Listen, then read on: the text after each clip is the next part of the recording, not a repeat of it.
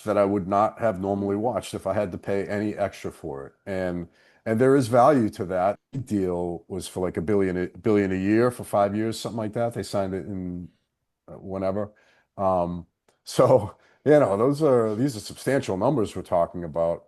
I don't know what necessarily Netflix gets out of it. I don't know how many people that want Netflix don't already have it, or I never got the numbers on what or how the Paul Tyson event increased their subscriptions. Obviously, it increased their profile.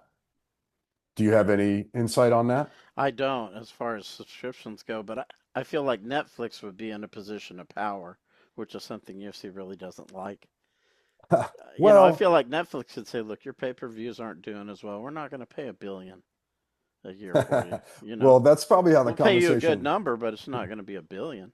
that's probably how the conversation starts. I don't know if that's how it ends, because if they're willing to shell out billions for the WWE, then that means that they're not afraid to play in that neighborhood. So, I don't know how numbers compare WWE, UFC, and, obviously it's not exactly the same market, but there's a fair amount of overlap, that's for sure. It's very similar demographic.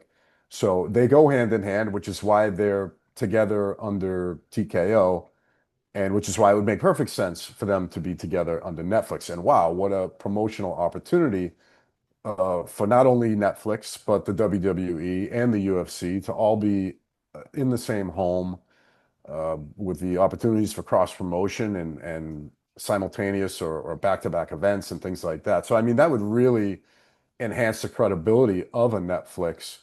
And like I said, if they're already paying billions for another sports entertainment property, then, you know, it's probably going to end up there.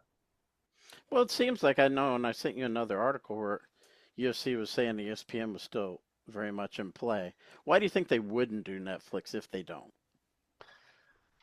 Why wouldn't they do Netflix? Well, if the money wasn't right, if the partnership didn't feel right, if and I can't see this happening, but if say Netflix as the network wanted to be involved in a certain amount of programming or matchmaking or anything that would pull decision making away from Dana and the UFC, right? The UFC's been going for 30 years.